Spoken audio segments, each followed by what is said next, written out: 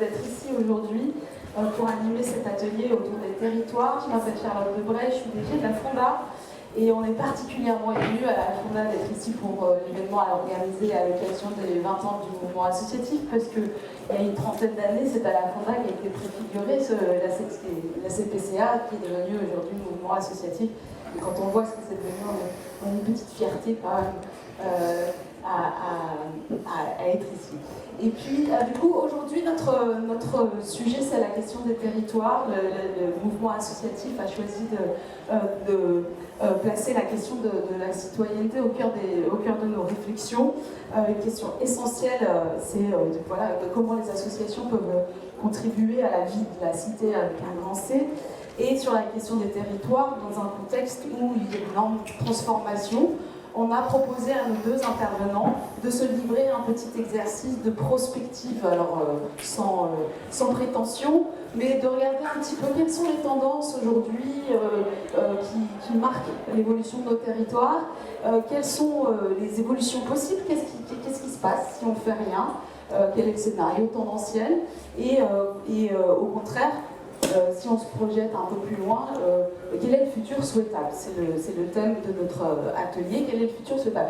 Donc on aura deux intervenants aujourd'hui pour en parler et je les en remercie. Anne-Laure Federici, vous êtes déléguée générale du RTES, vous nous en parlerez tout à l'heure, c'est un réseau d'élus qui agissent en faveur du développement de l'économie sociale dans les territoires. Et Yann Lanier, vous êtes là au titre de votre mandat de conseiller membre du groupe des associations au Conseil économique, social et environnemental. Et vous venez justement de publier un rapport sur les métropoles, qui est un des axes de la question territoriale. Vous nous allez partager les enseignements principaux. Je ne prends pas plus de temps puisqu'on a un peu de retard, vous l'avez compris. Je vais sans tarder donner la parole à Yann Lanier pour que vous fassiez ce petit topo des grandes tendances que vous avez observées aujourd'hui, et puis ensuite on se projettera à l'avenir. Et on aura, pardon, excuse-moi Yann, on aura normalement une bonne demi-heure pour échanger sur un sujet comme celui-là, sur la citoyenneté. Si on ne laisse pas la place au débat, on est un petit peu paradoxaux, donc on va se mettre sous contrainte d'un propos concis, pour pouvoir ensuite échanger avec vous sur vos questions, vos réactions, vos contributions. Merci beaucoup. Yann, je vous passe la parole. Merci beaucoup. Bonjour à tous. Vous m'entendez bien? J'ai l'impression, je ne suis pas sûr que ça marche. Voilà. Bon, allez, on va prendre celui-ci. Bonjour à tous. Comme Charlotte le disait, je suis là au titre du CESE puisque l'Assemblée plénière a adopté, ce qui est plutôt une bonne chose, notre travail au mois d'octobre dernier. Alors, c'est compliqué de vous le résumer parce que à la fois, il existe sur les tables qui sont juste à l'entrée et vous en avez un petit résumé fort bien fait sur l'ensemble de nos préconisations. Si vous vous intéressez au sujet des territoires, ce que font peu de gens, quand ils regardent les avis du CESE, en général, les avis sont précédés d'un rapport. Le rapport, c'est un petit peu l'état de la science, si je peux me permettre, sur le domaine. Et alors, sur la question des métropoles, si vous voulez lire des choses sur la question des métropoles, prévoyez des longues vacances, en général, pour le faire, parce que vous avez beaucoup de choses. Et les métropoles françaises, qu'on va différencier un petit peu de la logique mondiale de métropolisation, des phénomènes de métropolisation, se caractérisent surtout par la concentration des activités de commandement, que ce soit pour les commandements publics, les administrations, mais aussi les commandements d'entreprises. Je vous citerai simplement deux chiffres. Les métropoles, c'est 29% des habitants de notre pays. Ça veut dire que, par nature, 70% d'entre nous ne vivons pas dans l'une des 22 métropoles françaises, et ça n'est que 2% du territoire. Donc, on a à la fois un sujet sur lequel il y a un focus important, mais avec une sorte d'oubli un petit peu du territoire restant qui est quand même la majorité de ce dernier. Alors, bon, l'année que nous venons de vivre a été quand même, de ce point de vue-là, assez édifiante sur ce que le pays a connu avec ce qu'on appelle maintenant la crise des Gilets jaunes. Et on a conduit nos travaux pendant cette période-là. C'était assez intéressant de voir que certains points de fragilité des métropoles que nous mettions en avant étaient en quelque sorte corroborés par le mouvement social tel qu'il s'exprimait dans le pays. Je vous ai dit, ça ne ruisselle pas, et c'est l'une des difficultés que nous pointons.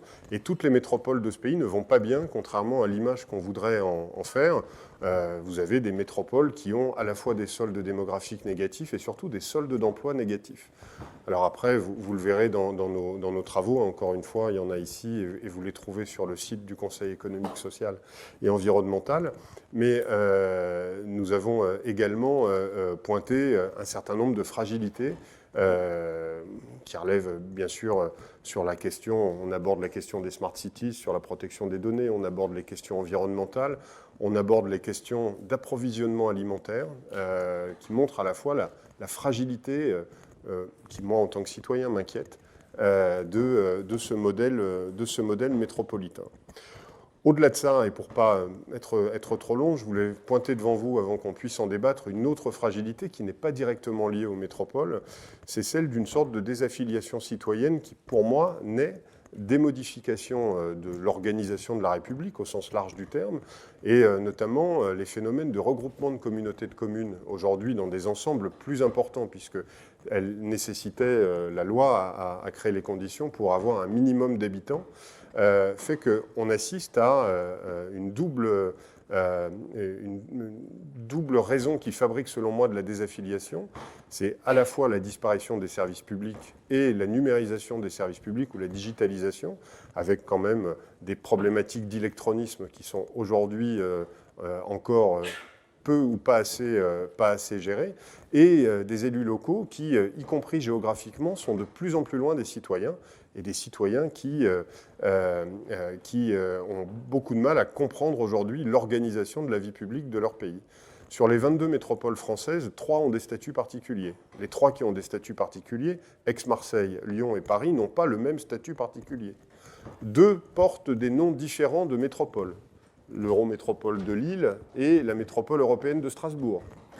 Et je peux vous citer également nombre de villes moyennes qui s'appellent métropole, ou leur EPCI s'appelle métropole. C'est le cas de Chartres, à quelques kilomètres d'ici, par exemple, et qui sont d'abord des villes moyennes et pas du tout des métropoles. Et on demande aux citoyens de comprendre. Je ne sais pas s'il y a des Lyonnais parmi vous. Est-ce qu'il y a des Lyonnais ?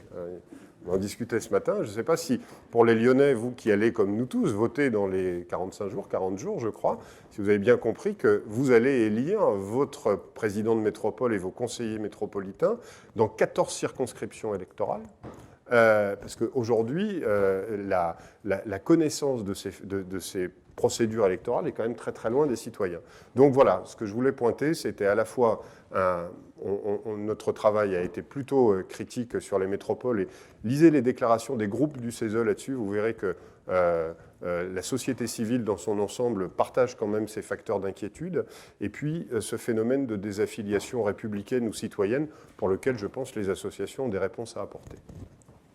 Sur le rôle des associations, on y reviendra aussi dans le débat, c'est essentiel, mais du coup, du côté du RTES, quels sont les constats que vous faites sur le devenir des territoires, parce qu'on a centré sur la métropolisation, qui est une tendance majeure, et il y a d'autres phénomènes, d'autres tendances que vous trouvez, sur lesquelles vous travaillez. Merci.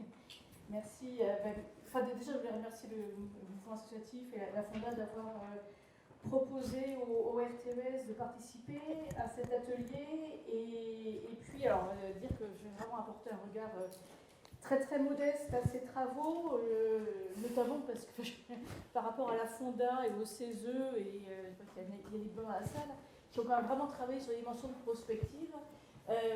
Nous, voilà, c'est pas le centre de nos travaux. On est vraiment, donc le RTES, c'est un réseau de collectivités locales, le réseau des collectivités territoriales pour une économie solidaire. C'est un réseau qui aujourd'hui rassemble un peu plus de 135 collectivités, avec une particularité que ce sont des collectivités de différents échelons, régions, départements, villes, intercommunalités, des métropoles, des territoires, des intercos ou des communes en milieu rural. La plus petite commune a 420 habitants, je crois. Commune un peu particulière, c'est fondamental, donc un peu emblématique, on va dire, de l'économie sociale et solidaire. Mais voilà, donc l'idée, c'est d'être vraiment une diversité de territoires.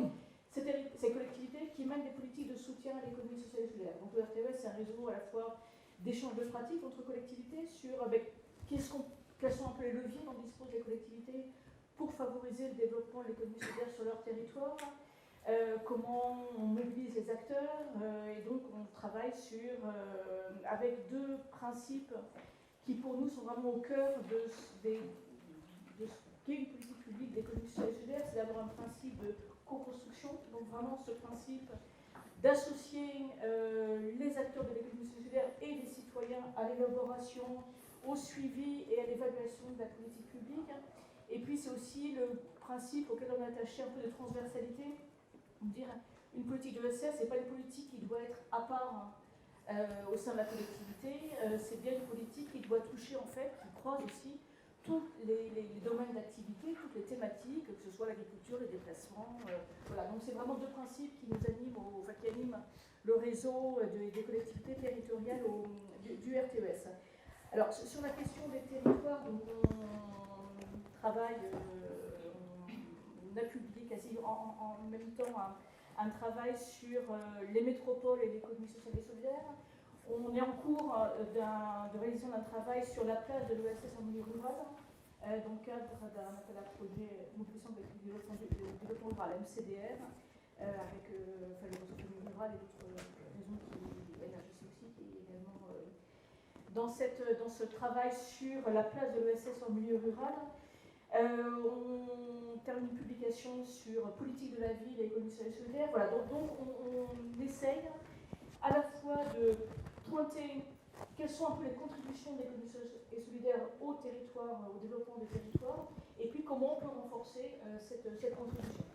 Alors, par rapport un peu à la question qui était posée sur l'évolution des territoires, enfin très rapidement, j'avais envie en tout cas de vous donner un peu trois mots-clés qui me semblent, alors vraiment, enfin je vous dis du point de vue du RTES et de position au sein du RTES, c'est d'abord la diversité, et ça vous l'avez un peu indiqué.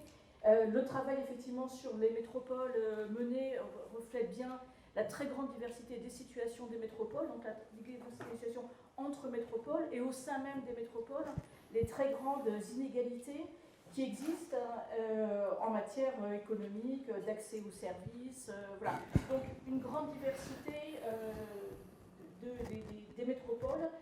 On a vu aussi au travail dans le milieu rural une très grande diversité aussi des territoires ruraux, avec des territoires ruraux qui sont marqués par un dynamisme démographique, par un taux de chômage relativement faible, par des activités localisées, et des territoires ruraux qui sont en effet qui connaissent de grandes difficultés. Donc vraiment, je pense que quand on parle de l'évolution un peu des territoires, la dimension de la diversité, elle est extrêmement importante et c'est très compliqué. Enfin, il n'y a pas de vision générale des territoires, ni même des types de territoires. On va sur les métropoles, sur les territoires ruraux. En tout cas, dans le sens où on l'entend aujourd'hui, en termes géographiques, c'est un terme qui est utilisé depuis assez longtemps, mais aujourd'hui, c'est un terme qui est utilisé en économie, en politique, alors qu'il y a encore, il me semble, une dizaine d'années, on en parlait très peu. On parlait avant de la province, on parlait de la province, après on a parlé à un moment des régions, et aujourd'hui, on parle du terme territoire. Donc je trouve que c'est intéressant de s'interroger, en tout cas de souligner cette utilisation du terme territoire aujourd'hui, et le territoire, alors je regardais la façon dont il est défini en géographie à l'origine, et c'est une portion d'espace qui est appropriée. Et je pense que c'est un point qui est important de souligner aujourd'hui, dans une économie de plus en plus mondialisée forcément, cette volonté, en tout cas cet attachement au fait de l'appropriation de l'espace dans lequel on vit. Et je pense que l'utilisation du terme territoire renvoie à cette volonté, à cette nécessité de s'approprier l'espace dans lequel on vit. Voilà. Et puis, je pense aussi qu'au-delà dans les travaux économiques, les approches des économies territoriales qui sont quand même assez récentes, enfin qui ont été depuis les années 80, on redécouvre un peu les premiers travaux de Fred Marshall, mais c'est quand même très très récent en économie de s'intéresser à l'approche territoriale. Et cette approche territoriale qui met l'accent sur les interactions entre les acteurs et pas simplement sur l'étude des entreprises, du rôle de l'État. Voilà, donc diversité, territoire, le terme de territoire. Et puis, alors, le troisième terme qui me semblait important, alors là-dessus, c'était c'est peut-être encore aujourd'hui un signal faible, mais il me semble quand même qu'on est quand même un peu sur la désintoxication de la cam. Donc la cam, c'est un terme que Olivier Boubalga utilise. Il parle de la cam pour dire donc cam, ça veut dire compétitivité, attractivité, métropolisation et excellence. Et qui a été ou qui est encore pour certains les valeurs, les principes sur lesquels on doit penser le développement économique. Et donc voilà, donc Olivier Boubalga parle de la cam à laquelle sont accros nombre de dirigeants et d'élus. Il me semble qu'on est en voie de se désintoxiquer de cette approche et les travaux du CESE contribuent, je pense, bien à montrer que la métropolisation, effectivement, n'apporte pas les effets économiques attendus. Non seulement pas les effets attendus, mais entraîne des externalités négatives, hein, comme on dit, qui sont très, très importantes aujourd'hui. Et puis, on a vu, comme vous l'avez rappelé, avec les inégalités qui accroissent, toutes les externalités en termes de pollution, etc., enfin, de mobilité, de congestion. Voilà. Il me semble qu'aujourd'hui, la question de la transition nécessaire des territoires, c'est une question qui apparaît. Alors, ça peut être un peu perçu comme comme encore aujourd'hui, un peu un signal faible, mais moi je suis vraiment étonnée. Je vais juste donner un exemple par rapport à ça. Au dernier congrès de l'Assemblée des maires de France, qui a eu lieu en octobre, il y avait un atelier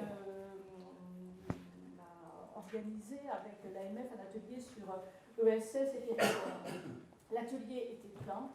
Il y avait des interventions d'élus, mais honnêtement, enfin, il y a 5 ans, c'était inimaginable, de tous bords politiques, sur cette idée que la transition est nécessaire, qu'on ne peut pas continuer comme aujourd'hui, et que l'économie sociale et solidaire est une réponse parce qu'elle permet la proximité et parce qu'elle permet l'engagement des citoyens. Alors, je ne sais plus comment il disait exactement, mais elle permet aux citoyens de vivre sa vie. Voilà, c'était le vice-président, le président de la commission économique de l'Assemblée des maires de France qui disait l'ESS, ça permet aux citoyens de vivre sa vie.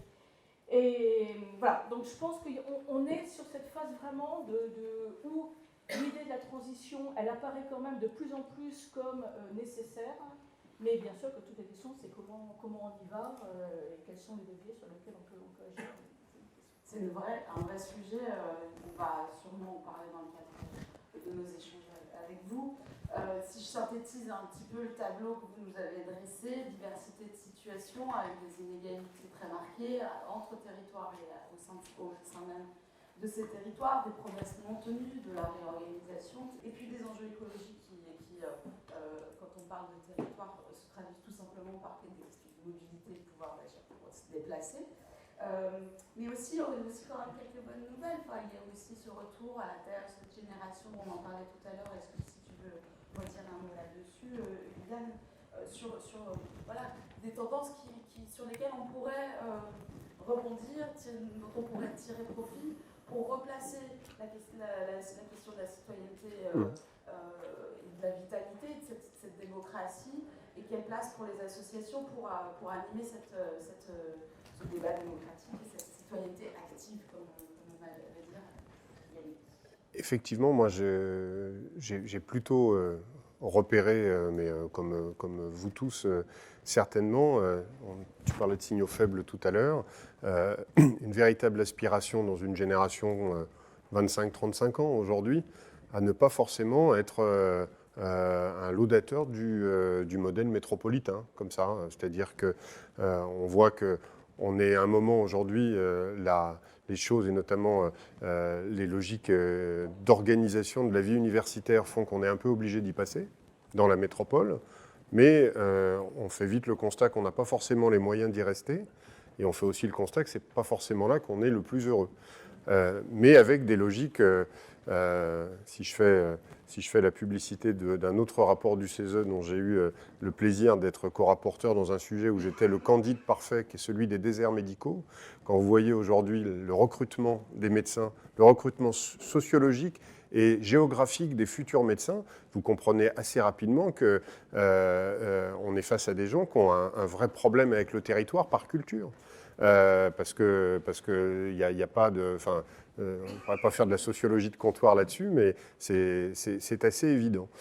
Donc, moi, je crois qu'on peut arriver, et on en voit quelques signaux faibles en ce moment, à ce que les villes moyennes redeviennent des espaces modernes dans les 10 à 15 ans à venir, sur lesquels de nouvelles logiques de vie sur les territoires peuvent s'organiser.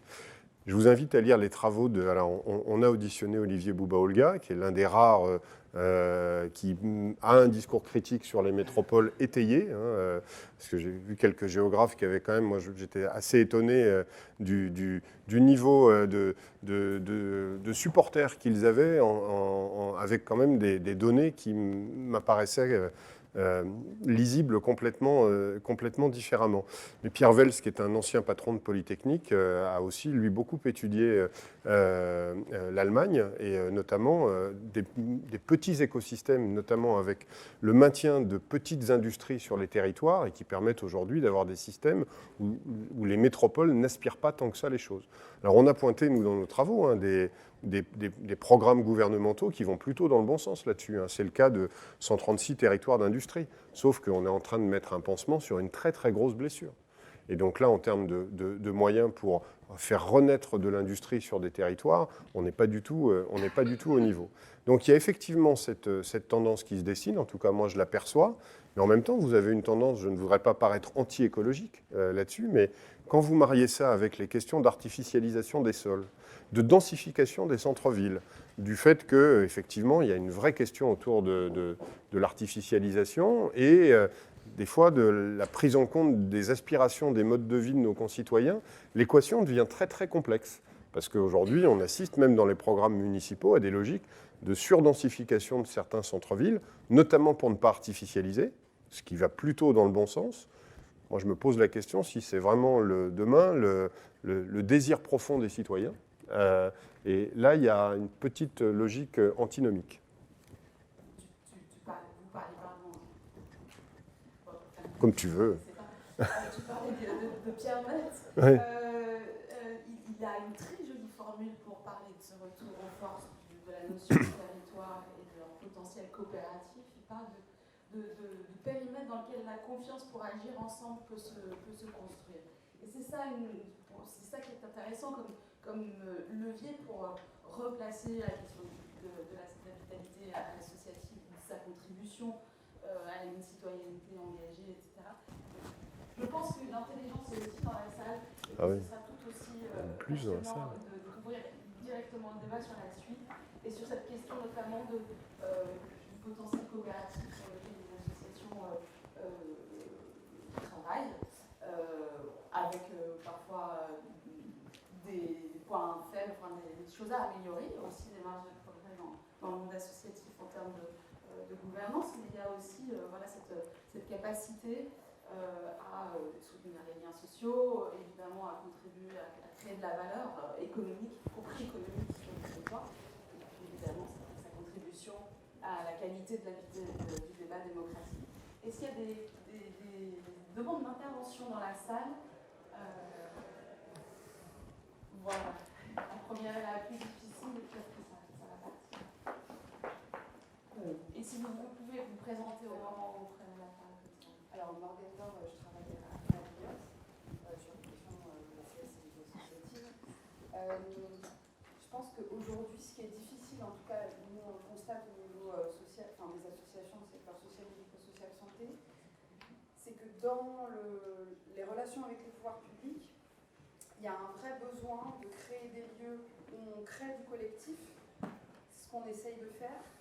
Mais c'est vrai que face à cette mise en concurrence qui est réelle sur un certain nombre de financements qui sont pourtant des financements majoritaires, que ce soit par le biais de la tarification, que ce soit par le biais des subventions, Mais aujourd'hui, on voit voilà, que les rapports ont clairement changé, que depuis une dizaine d'années, la position de prestataire dans laquelle on est de plus en plus enfermé est extrêmement dure à tenir et que du coup, pour nos adhérents et pour un certain nombre d'associations, la question c'est comment on coopère au niveau territorial, parce qu'il y a une volonté de le faire, mais quand on est dans l'injonction permanente d'être dans justement cette compétitivité qui voudrait qu'on soit en concurrence, nous c'est vraiment le sujet, quoi. C'est concurrence versus coopération, comment on fait, comment on crée des lieux, parce qu'on ne veut pas non plus être dans la naïveté de voilà, on va tous travailler ensemble main dans la main, oui, mais en fait quand il y a une seule part de gâteau pour tout le monde et puis qu'il faut continuer à exister et que tout le monde est pertinent sur le territoire, comment on fait? Pour moi c'est une question assez centrale. Entre concurrence et coopération, il n'y a pas un juste milieu entre mise en cohérence du coup de l'activité pour faire converger vers plus d'impact. C'est un vrai sujet, la question de comment faire est essentielle. Yann, tu voulais d'autres? C'est dangereux de me donner la parole sur la mise en concurrence, mais parce que là, si je prends ma casquette Léo Lagrange, bon, en plus, moi, j'ai écrit des choses là-dessus, j'ai une position et l'organisation Léo Lagrange a une position qui a souvent été à rebours de la position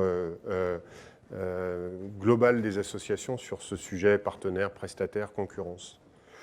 On travaille beaucoup avec des ESUS, avec des entreprises sociales, et même quand on travaille avec des entreprises capitalistiques classiques, moi je suis toujours frappé de voir à quel point des entreprises extrêmement concurrentes dans leur secteur, à partir du moment où leurs intérêts sont menacés, arrivent à être partenaires tout de suite. Alors que des associations ont un mal fou à le faire.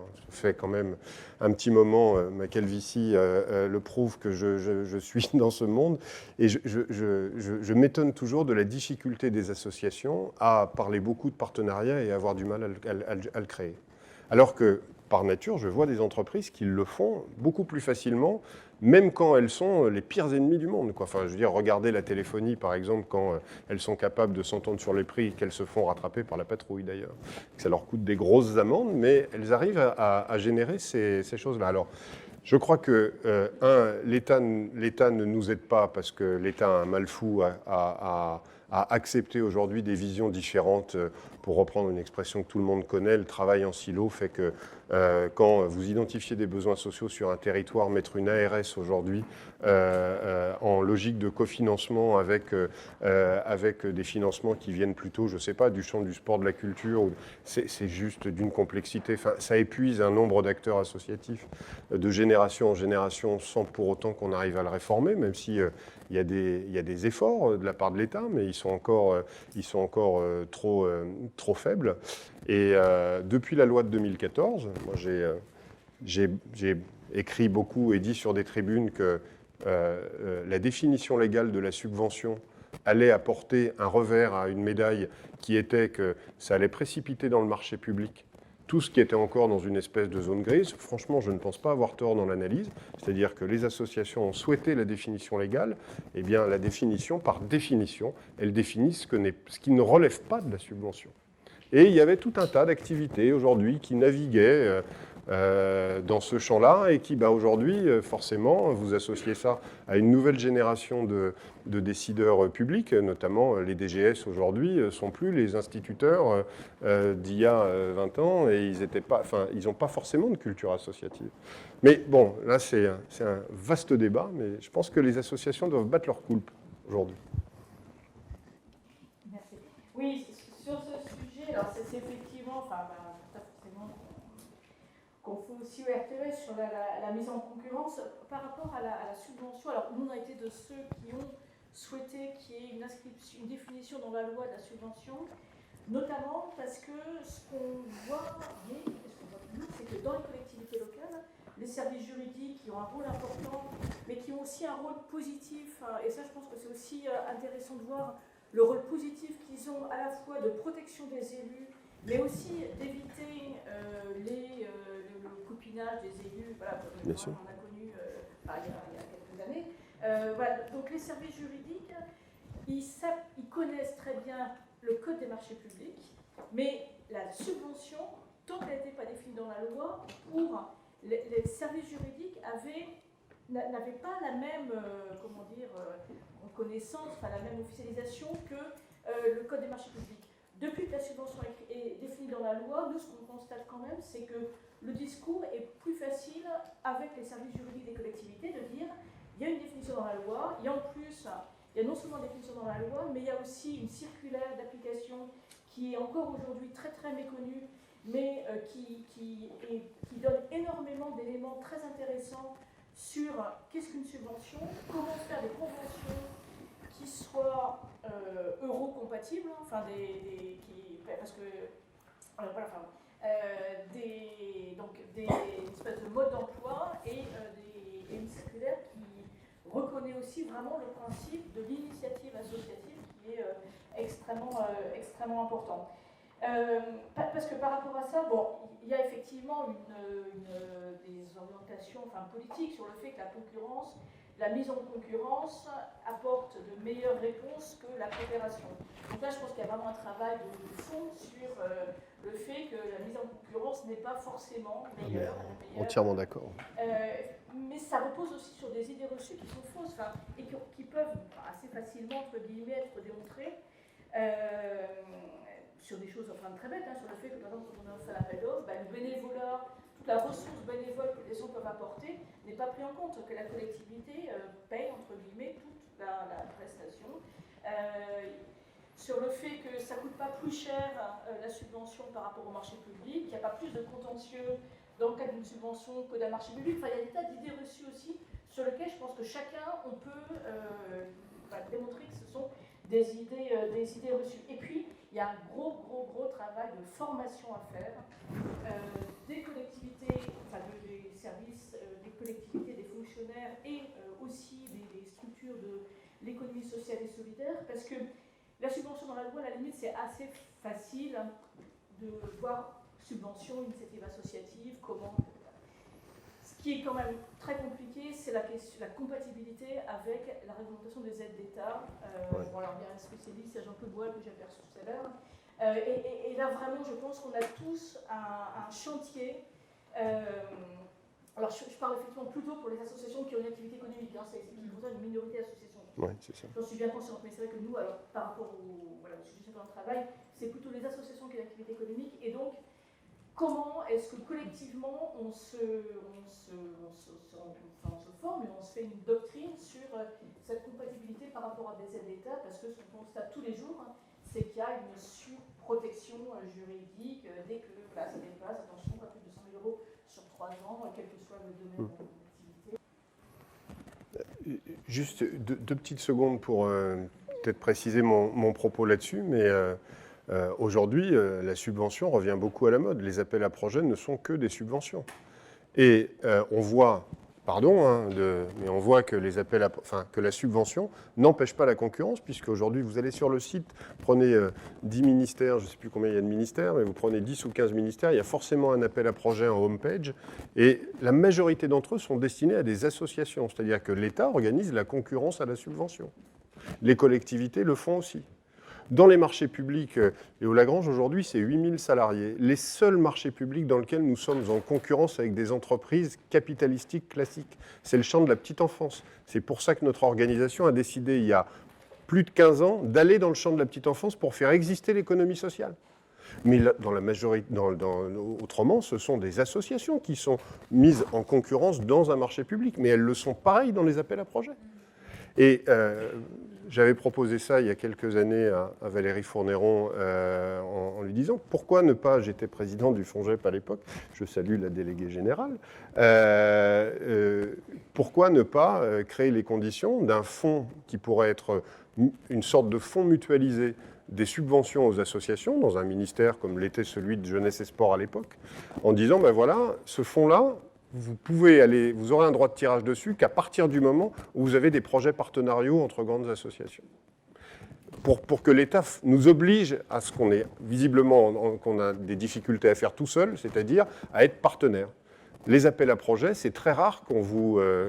Alors aujourd'hui, on vous demande d'avoir un cabinet pour vous évaluer, ce qui est plutôt... C'est un autre sujet, hein, la question de l'impact social. Moi, je préfère l'utilité sociale parce que je vois beaucoup de logique un peu de washing sur la question d'impact social. Mais encore une fois, l'État pourrait contraindre, en fin de compte, ces divers acteurs à mieux coopérer ensemble.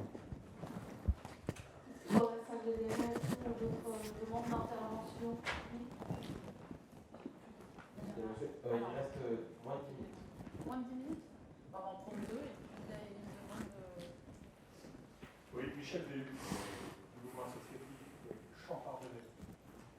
Si je parle effectivement de cette assistance de la région Champagne-Ardenne, c'est la région Champagne-Ardenne est censée ne plus exister, l'était français ne plus exister, puisqu'elle est effectivement donc fusionnée avec deux autres régions, l'Alsace et la Lorraine, au sein de la région Grand Est.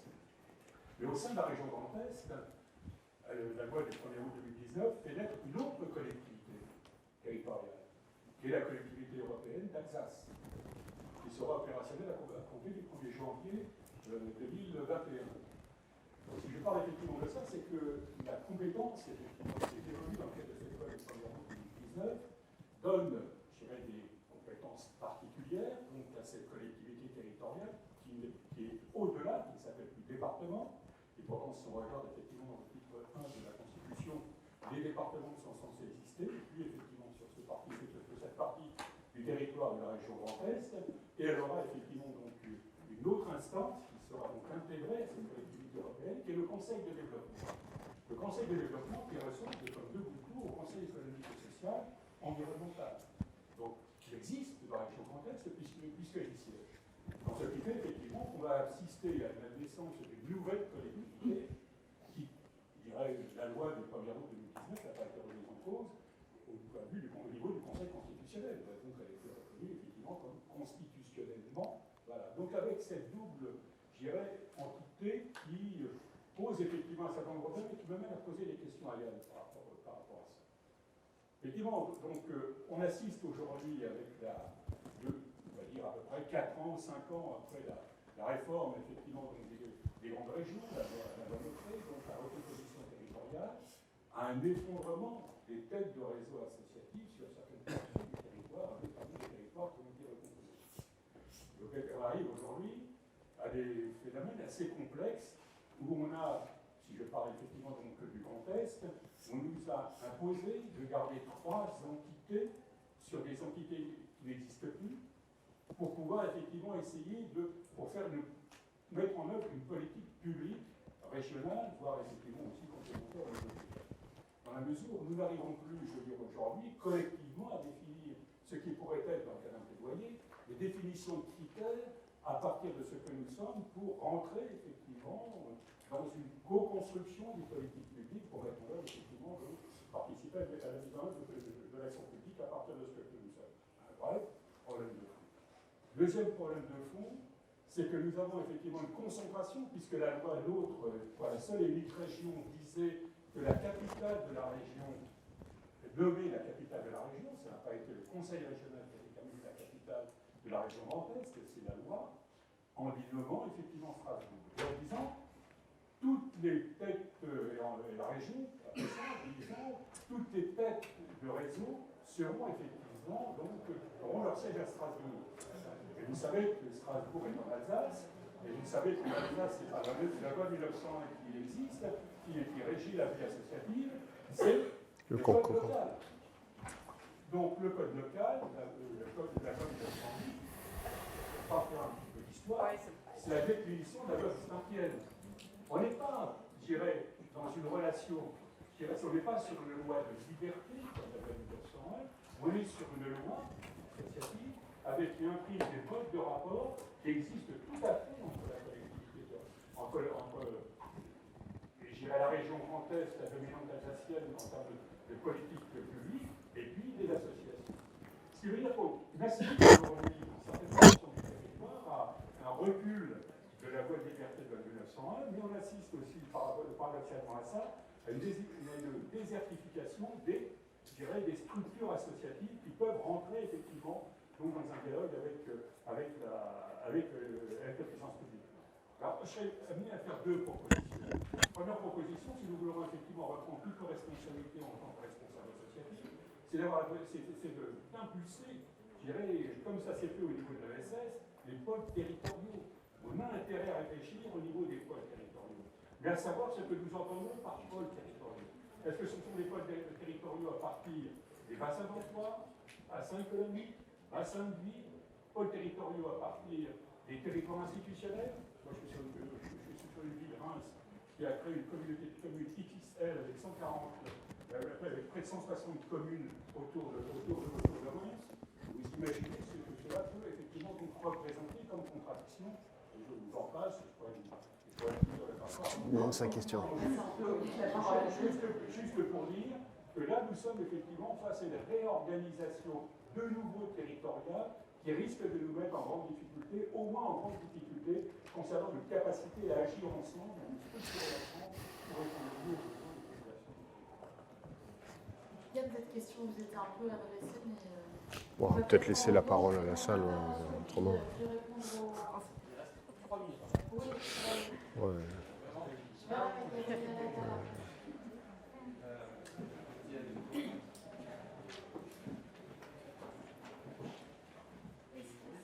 Merci, désolé pour je suis pas possible, mais les propos certainement très intéressants Nord qui vous avez fait dans l'introduction. Bravo.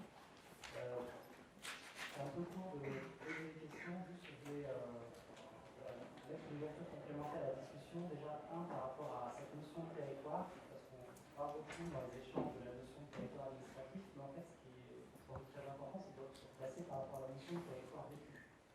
Le territoire à la fois en termes culturels et en termes de lieu de vie. À cet égard, il y a certaines initiatives qui, je pense, vont dans le bon sens de l'histoire. Je pense notamment à tout ce qui peut être mis en place sur la région Bretagne, ici au niveau de la modernisation de l'économie sociale et solidaire. Ils ont placé ça à l'échelle du pays. Deux choses très rapides là-dessus par rapport aux propos de Michel notamment. Moi, je crois. Est-ce qu'il faut toujours suivre l'organisation des territoires, notamment quand elle bouge, comme c'est le cas aujourd'hui, et voir qu'elle pose, à mon sens, quelques petits problèmes de cohérence? Ça, c'est la première question. Et la deuxième, est-ce que tous les réseaux qui sont censés innerver un territoire, tous les réseaux associatifs, le font vraiment? En clair, n'y a-t-il pas trop d'échelons? Moi, je me pose aussi cette question-là sur notamment, on en discutait un petit peu avec Charlotte en préparant cette table ronde, la manière dont les jeunes générations ont d'envisager leur investissement est beaucoup plus liquide, fluide, que celle de la strate qui est encore celle du sport français, par exemple, quand vous regardez la Ligue, les comités départementaux, les comités régionaux, etc. Je pense que là, on est vraiment dans des logiques qui relèvent du siècle précédent. Et on a intérêt peut-être à penser des initiatives plus souples. Regardez pour les municipales, moi je trouve ça frappant, vous avez de moins en moins d'associations qui se forment à cette occasion-là, mais de plus en plus de collectifs d'habitants, mais qui sont des associations de fait. Il suffit d'une page Facebook et d'une cagnotte Litchi et vous n'avez plus besoin de la structure associative. C'est ça que j'appelle la désintermédiation ou quasi l'ubérisation de la vie associative. Et là, je pense que nous, responsables associatifs, nous ne devons pas tenter de lutter contre ça. Nous devons comprendre cela et regarder comment on organise les choses. Donc je pense qu'il y a un vrai sujet aussi là-dessus. Oui, moi, non, simplement peut-être, je pense qu'il y a un terme important qui a été noté, c'est la dimension de la confiance. Et effectivement, aussi bien par rapport au scénario catastrophe que par rapport au scénario un peu idéal, je pense vraiment que la question de la confiance, elle est un peu au cœur du sujet. Et, enfin, bon, confiance à tous les niveaux. L'autre question sur l'aspect un peu du scénario un peu idéal, c'est vraiment, enfin, je pense que la question du renouveau démocratique, aussi bien en termes politiques, enfin, dans le monde politique, on va dire, dans le milieu associatif, parce que je pense qu'effectivement c'est quand même une question qui est importante. Est-ce que Yann vous indiquiez sur les nouvelles formes aussi de démocratie, enfin les nouvelles formes de démocratie, les nouvelles formes d'expression citoyenne, l'impact du numérique ou des réseaux, où les personnes sont systématiquement, donnent systématiquement leur avis sur tout. Ça, effectivement, ça interpelle les associations et je vois bien par rapport à mes enfants qui ont 18-20 ans aujourd'hui, qui disent ouais, au lycée on ne demande pas suffisamment notre avis, mais est-ce que tu t'investis dans la maison des lycéens, dans le conseil, et il me dit mais c'est quoi ces trucs, c'est pas ça qui...